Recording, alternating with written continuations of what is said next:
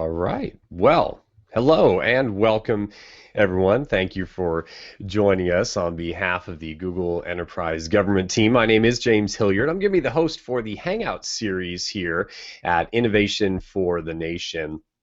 Over the next 2 days, some really inspiring and innovative stories is what we're going to be sharing on these Hangouts here. We're going to be talking about Chromebooks. We'll be talking about them as the modern laptop. Absolutely, this is a Google event, so Maps and Google Earth are going to take center stage for a while. I know, looking at some notes here, registration, a lot of law enforcement individuals are on board. You're going to hear some success stories, how other law enforcement groups have been using search to help them in investigations and in other ways. You're going to be hearing from really government transformers. They're folks like you that are taking Google technologies and services and really pushing the limits. Pushing the limits not only to the benefit of their citizens, but also to the benefits of their employees. So lots of great stories. That's what we want to do in these Hangouts. Each session about 30 minutes long.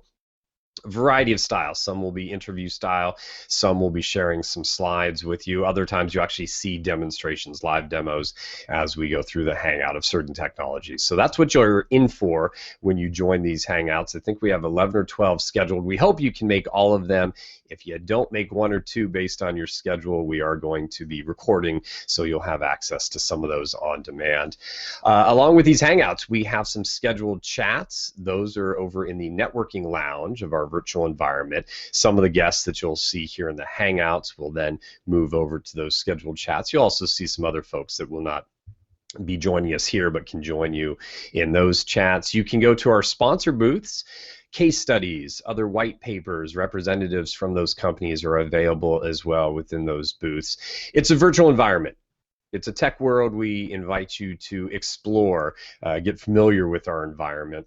Also be looking out for certain messages that will be going on over the next 2 days. These messages will be on the marquees, and they'll be alerting you again to a scheduled chat that might be coming up, some other things that are going on within the virtual environment. So look for those. I also want to draw your attention to that networking lounge. Within the networking lounge, several message boards so you can talk about specific ideas. I want you also to focus on the QA message board. That's where you can submit questions. I've got another screen here where I can see your questions and comments coming in. So we'll try and mix those into a lot of these Hangouts as well. And a hashtag. Get over on Twitter, fire up that Twitter account, make sure you tweet out to your followers some tweetable moments, some ideas that you get from this event that you might put into action. Hashtag IFTN13, Innovation for the Nation. It's 2013, so IFTN13 is the hashtag. And again, the networking lounge, go to that Q&A message board.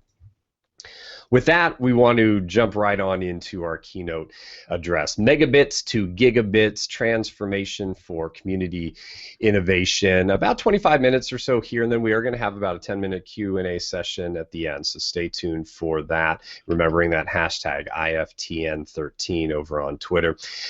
I think this keynote is going to lay the foundation for the event, and it really is tied to the foundation of a lot of the stories and services you're going to be hearing about over the next 2 days. Connectivity. If we're not connected, what we're talking about today isn't happening. So what we want to discuss in the keynote is where are we going? Milo Medine is with us. He is the VP of Access Services with Google. Milo, really do appreciate you taking the time joining all of us to kick off our Hangout series here on Innovation for the Nation. Thanks, James. It's great to be here, and thanks for giving me the opportunity to share some things about what we're doing with fiber. Absolutely. So, if we go to the first slide, let's see if my clicker actually works. Okay. You know, I don't think I need to tell most of you that broadband service in America is not really advancing as quickly as it should. A company I helped found about 16 years ago began offering broadband service over cable for about $40 a month for about 4 or 5 megabits of download. Today, things have gotten somewhat faster. Prices have not come down. Certainly, if you remember 16 years ago what the price of long distance was, cellular minutes or data was, we haven't seen that kind of price reduction or step function increase in speed. That's a problem because we compete in a global context where the access to information, the fastest access to information, drives economic activity and productivity. And so falling behind is a real problem. The stats are pretty clear about this. I'm going to give you the OECD 2012 data. U.S. lags the rest of the world in average advertised download speed. So you see we're kind of in the middle there. But we do excel in one dimension, and that is U.S. consumers pay more than pretty much everybody else in the rest of the world. If you look at this chart, the only people who pay more on a dollar per megabit basis are Israel, New Zealand, Chile, Greece, and Mexico. It's not exactly the kind of neighborhood we're used to operating in. Back in 2009, Google was thinking about what to do about the national broadband plan that was being run, and we decided to try an experiment. See if some city would like to partner with us to deploy gigabit in their community. And I think inside Google, people thought it might be, I don't know, a dozen cities would be interested in this. When the RFI was released, we were just shocked. About 1,100 communities responded saying, tell us what it takes to bring gigabits to our community.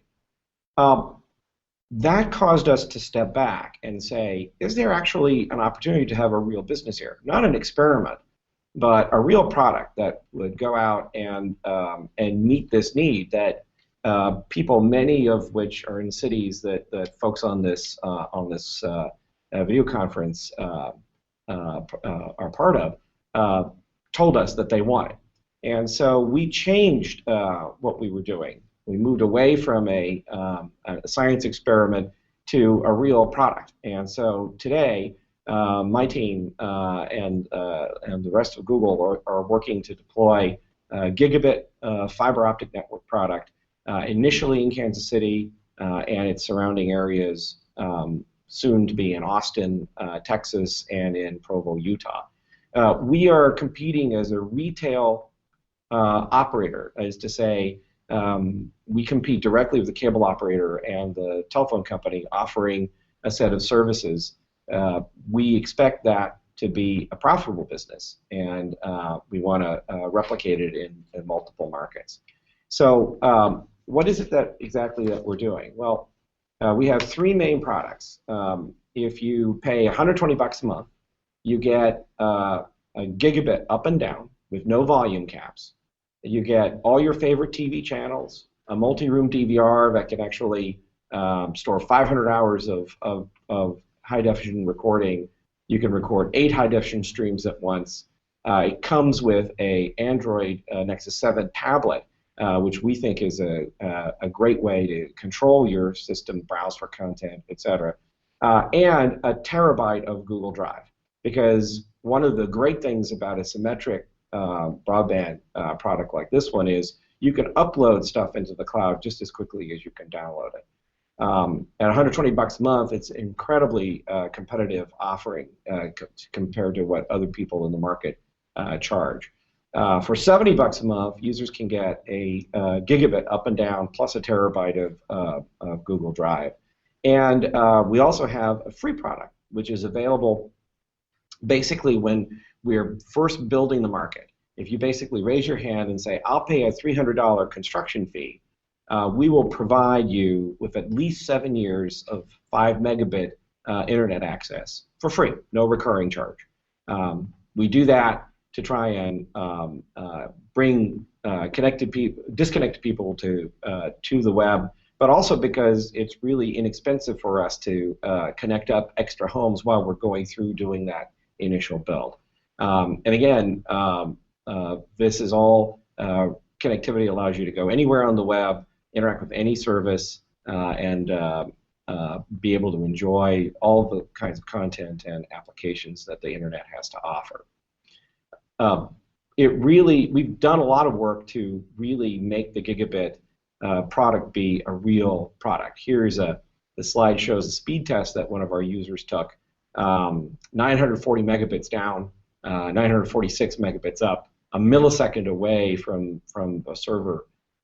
It's a pretty fast product, and it's not just in terms of benchmarks that we excel in. Netflix rates us as the top ISP in the world, actually, in terms of the quality of Netflix's streaming experience. We've been at the top of the chart since it debuted and have continued to be there. We do a lot of things to try and make that gigabit be real relevant to you, and do a good job of that. We have two main prongs that we do to try and make this a product that's affordable and a profitable product for Google. As I said before, we expect this to be a real business. The first is we ask cities that we partner with for something really, really hard. We don't ask for tax breaks. We don't ask for cash. We ask them to kind of streamline their internal processes. Things like providing us dedicated inspectors so that my construction crews never have to wait for an inspection. People that are co-located with the permitting office. So if you've got a situation where you've got challenges with playing telephone tag or trying to get new permits updated, those can be done really in a streamlined process. You just walk across the hall and deal with it. Being able to put equipment on city property and use city rights-of-way, so we don't have to go through a process of having to go acquire it, negotiate, etc., and taking time. And using the large network infrastructure that Google uses to deliver its services to reduce transport costs, and Google's buying power to drive our equipment costs down. The other thing we do is we use social approaches to sort of aggregate demand. What we do is we break up a city into neighborhoods, which we call fiberhoods, 800 to 1,000 homes each. And then we basically set targets based on the cost to build in that neighborhood of how many houses have to sign up or pre-register for the service before we'll actually build in that neighborhood. So some of the areas that were really expensive, we might have required 25% of the homes to sign up before we would build.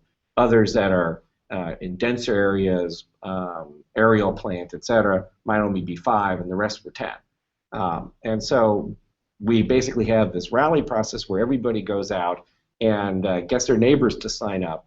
When that threshold is crossed and the fiberhood turns green, then we will build fiber in that area and construct everybody, and including connecting up the schools and libraries and other anchor institutions that the cities have designated at a gigabit for free, because we think bringing everybody in the community up to a gigabit has a lot of value. When we go and actually do the installs, we install everybody in one big wave. So we go through, connect everybody up, and that, by the way, allows us to do things like give you a 9:15 in the morning install appointment instead of something between 8 and 1, because literally all of the trucks are in that neighborhood doing all the installs that day or that set of days, and that allows us to be pretty flexible. So if somebody's not home, we can retask those folks. They don't have to drive all over the city. So it gives users a better experience. And we give the free service, again, to help people decide, make it easy for them, make it an easy decision for them to subscribe to the network when it's the cheapest for us to connect them. In Kansas City, in the first build area, there were 202 fiber hoods. About 180 of those fiber hoods hit their thresholds and are being built as we speak. So we have real users. They've been installed since November. Over 33,000 homes registered for service in about 6 weeks. The top neighborhoods had over half of the households sign up to take fiber product. And the north and south part of Kansas City, Missouri are going to be, rallies for them will be run later this year. One of the interesting dynamics we found was a lot of the people told us the neighborhoods became much more unified as a result of the rally. People talked to their neighbors. People talked to each other that they in ways that they usually hadn't done before. One of the things that was really a surprise to us is Fitch, the credit rating agency, actually upgraded Kansas City, Missouri's debt rating to stable, partly due to the economic development that they saw Google Fiber bringing to Kansas City. So it's pretty. There's a startup village that's been built out there. A number of small entrepreneurs have moved in to rent rooms and buy houses in the first block, in the first neighborhood that we constructed, and there's a lot of entrepreneurial activity of people coming in from all over the country to do development on apps and other products that having a gigabit network really empowers them to do.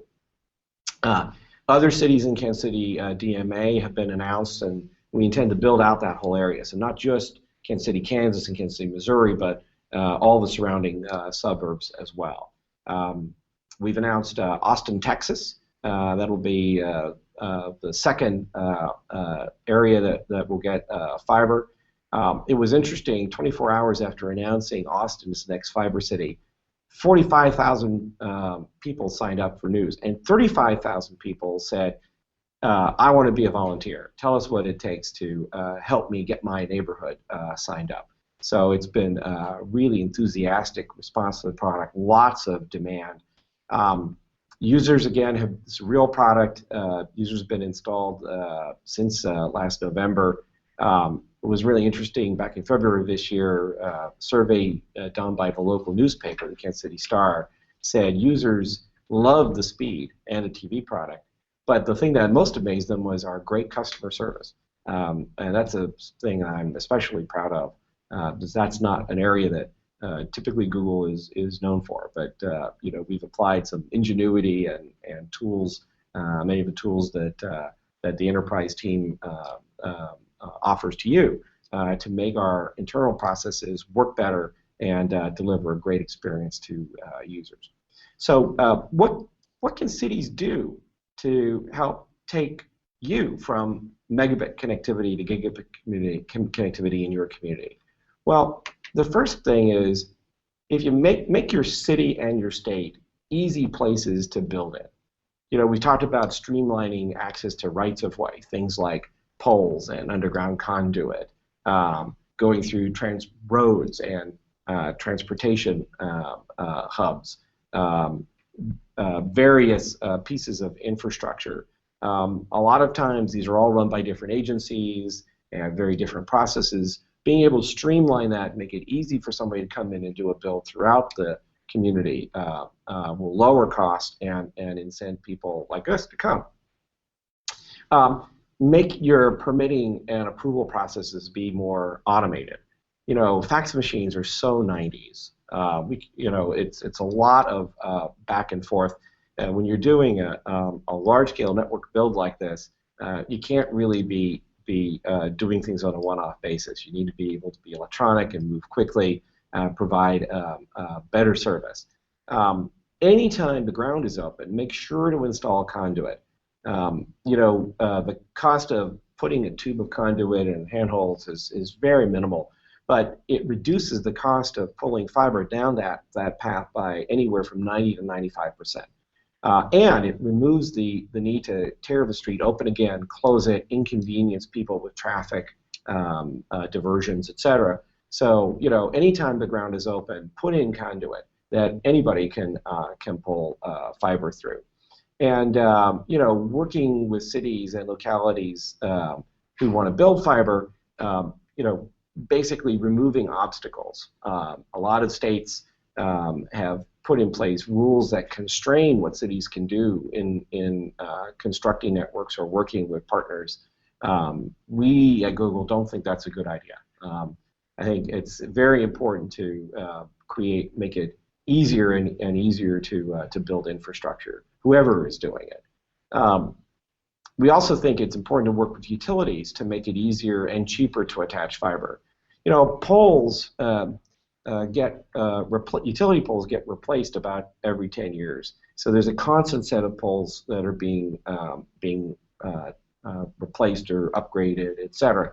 And anytime a pole is replaced, it should be replaced with a taller pole that has an extra foot or so of space with the ability to put a fiber on that later.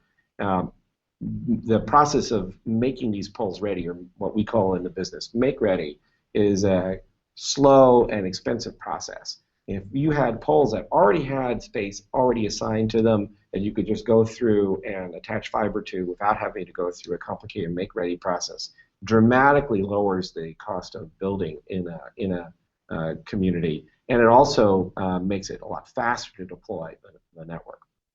But most of all, it's very important that you not be satisfied with the status quo. We got to this place of mediocrity in broadband because basically cities thought of infrastructure like telecom as something that somebody else handled, whether it's the cable company or telephone company, not being intentional about thinking about rights of way, making it easier to have networks being built in your community. Makes it difficult to have people like us come in and construct and offer new services. You really don't want to depend on any single company, whether it's a cable operator or a telephone company or us, to solve this problem for you. You really have to think about it, think about how you change your processes, make it easier for new networks to get built. You need to think about how you own the problem. And by working together, we don't think we have to settle for what we have now. We can do a lot better. There's not one model that works for everybody, but we think that gigabit networking is really important. Consumers love the products, and I've never yet met someone who said, my internet connection is too fast. So we've got a lot of room to grow. We look forward to working with you, and I'll take any questions that folks might have right now. Milo, let me start off with a comment from CT over on Twitter using the hashtag IFTN13. He really liked the fax machines are so 90s. I think a lot of us agree with that. Let me saw Fletcher out there on Twitter as well and some other folks, and it got me thinking for our government audience here, talking about things that cities can do to prepare. Who have you seen in more of a title, and who do you envision would be some of the government leaders that can bring these types of services to their cities? Is it a city manager? Does this start at the mayor and the board of directors, right, forcing it there? Is it the CIO of certain cities? Is it at a state level? Do you have to involve them? Talk a little bit about the people that are involved at the government level to bring these types of technologies in.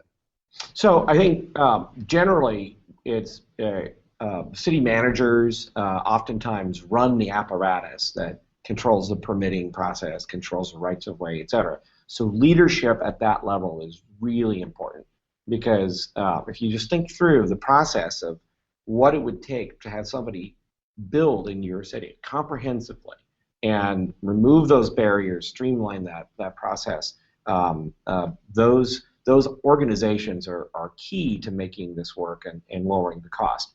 Part of the reason that a lot of cities don't think about this, or those processes aren't optimized for this, is your usual telco or cable incumbents, those networks were put in many, many years ago. And they incrementally upgrade. They go, oh, I'm going to extend something here, I'm going to do something new here. So the volume of permits or the volume of activity that an office would see from companies like this is relatively low. But if you're actually going to go through and build fiber to the home, touching virtually every pole, going through, touching every street, it's a whole different class of animal. And so that it really takes leadership in terms of understanding how processes need to change to make that easier. I would say mayors and city councils are really important because without that kind of political backing to basically organize the community and say, you know, this is what we need. We need to be creative and pull every lever we can in terms of working with utilities that may be part of the city or that the city has a relationship with to try and get them to participate as kind of a team to driving costs down.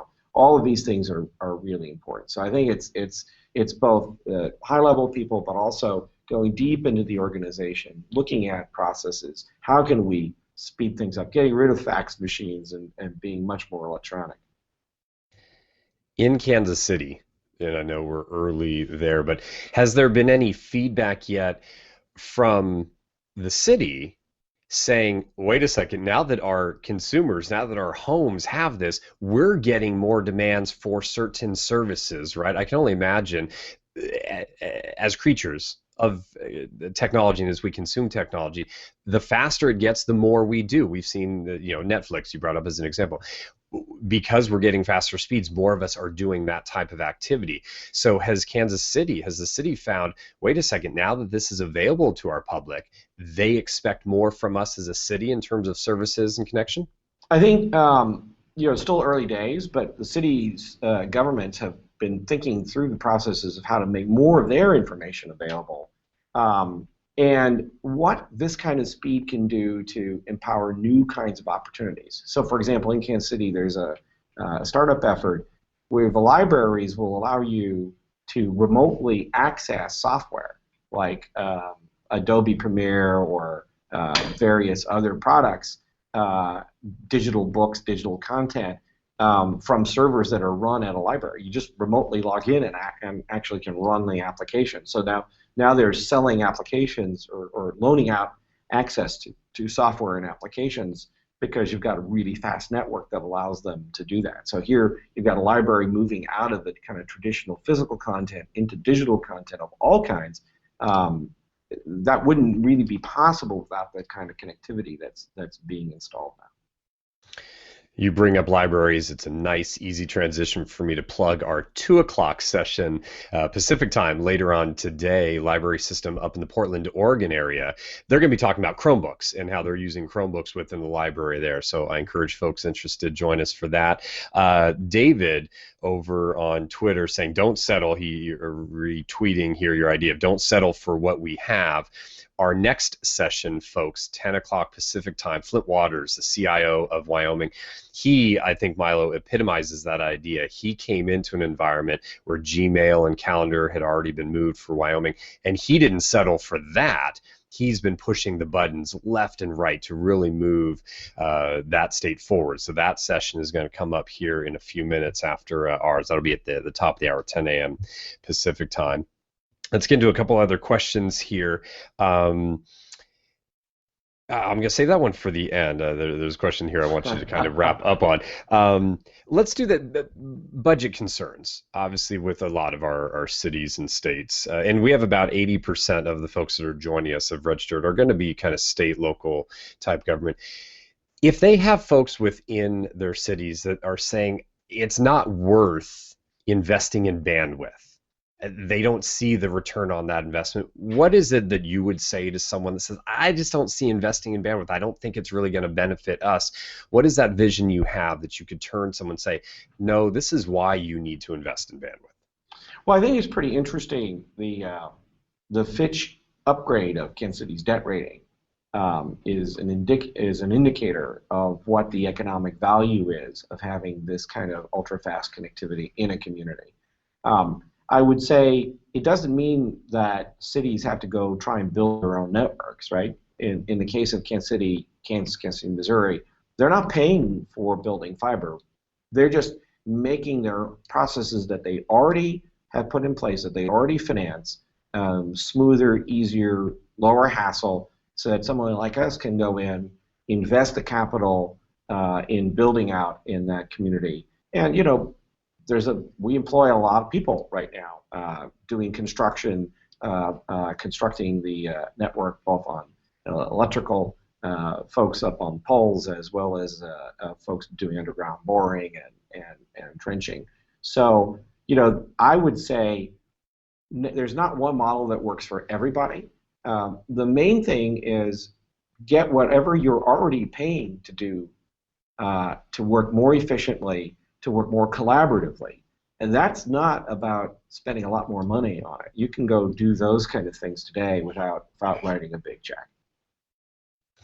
Question coming in from one of our chat rooms, and again, the networking lounge, folks, is where you can go. You look for the message boards and then the QA chat room.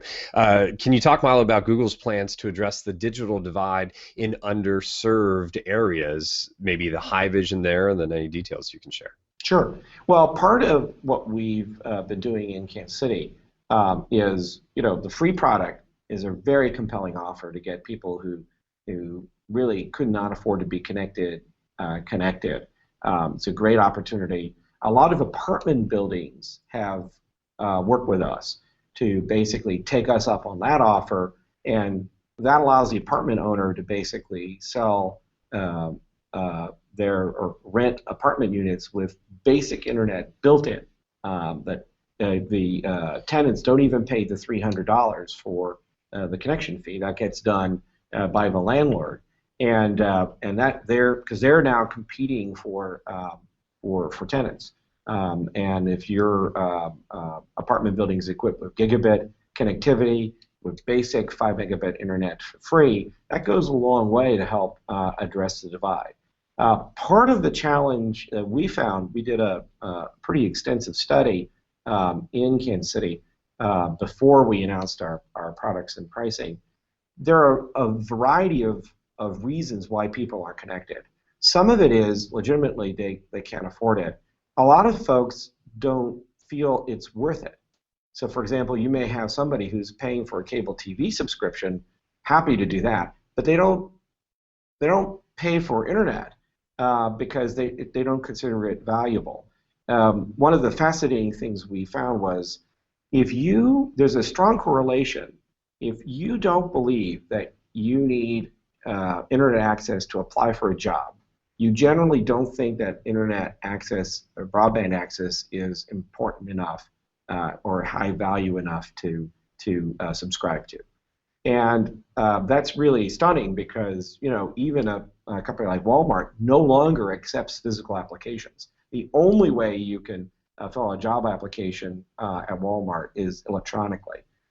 So I think part of this is an understanding where the issues are. In some cases, you've got people who, they're concerned they don't know how to run a computer or make sure the antiviruses, stuff is loaded and that they don't have spyware running in their machines.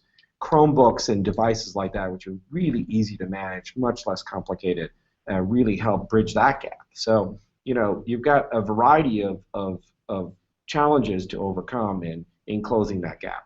I would say that, as we did this rally, the poorest communities in the state of Kansas are in some of those fiber hoods in Kansas City, Kansas, and they all qualified because they viewed this as being really important for their community, taking advantage of the free connectivity offer, getting their schools and libraries connected. And so there's a number of steps we're taking. We really think we can bring everybody along. The remainder of the 2 days that we'll be sharing here on the Hangouts, we'll be hearing stories from folks that are IT individuals. We'll hear from other kind of end users of some of the technologies within the cities. So I really do encourage folks, check out the agenda, save your calendar, make sure you join us for as many of these as possible. Milo, I'm going to give you one more question, and then we'll wrap up with a couple comments and be moving on. It's you painting us a picture of a different world when we all are at gigabit or above, right? What are some of the things that you and team are thinking about, wondering, hoping will be there that we'll all be able to do as governments, as citizens, when this is truly there for everybody? Well, it's interesting, I was saying that I think it's easier to invent the future than to predict it. What we're doing is laying down a platform. And if you think about Google, we're really a platforms company. We build platforms that other people use to add value to them, to put information into them, to build applications and services on top of. In Kansas City today, we see things like this library effort I mentioned to share software and services. The ability to do two-way, very high-resolution video conferencing is something that a lot of the medical professionals are very interested in. Cerner is a medical information technology company that's located in the area. They and the KU Med Center and others are working together to what can you do when all of a sudden you can have really high definition 1080p video conferencing between a doctor and a patient at home. The ability to have smart devices reporting status. You know, did this pill get actually pill case actually open up, et cetera. Being able to relate to people using this bandwidth in new ways. I think also certainly as one former Google employee who's now at a startup, he visited our retail space in Kansas City. He said, after playing with the product, he said, there's no difference. I'm not separated from the internet anymore. I feel like I'm now part of the net. And effectively, it's true. At a gigabit, your home, your small business, et cetera, can be part of the cloud. The ability to move data back and forth without having to wait is something that these kind of connections can provide, allow cities to share information in their schools, between their schools, share media, share content, the ability to, for example, to give schools the ability to create new kinds of programming, show that to the community, new forms of engagement. Think about high definition hangouts where you have everybody in your community can now participate in using all kinds of different media, all integrated. You really are at the beginning of the gigabit revolution. I started off saying, we were going to talk about the foundation here, connectivity, and connectivity is not just a technology, but it is it's connecting of people, because ultimately that's what the technology is doing. That's the story and a message that you've shared with us, Milo, so I appreciate it. Milo Medin is the VP of Access Services with Google. That is our keynote address. I think that lays a great foundation for the rest of our Hangouts that we'll be doing here on Innovation for the Nation. Lots of great tweets going on over Twitter, so use the hashtag IFTN13. We're going to stop on down for about 20 minutes. In the meantime, starting right about now over in the networking lounge, Scott McIntyre, the Director for State and Local Government with Google, is going to be holding a scheduled chat, latest trends in state and local government with Google. So I encourage you to head on over to the networking lounge for that. Then join us back here at 10 o'clock Pacific time if you want to hear a story about a CIO that is just pushing all the buttons and really moving things forward with the use of Google technology. So with that, folks, appreciate you joining us for this keynote. Look forward to seeing you in about 20 minutes.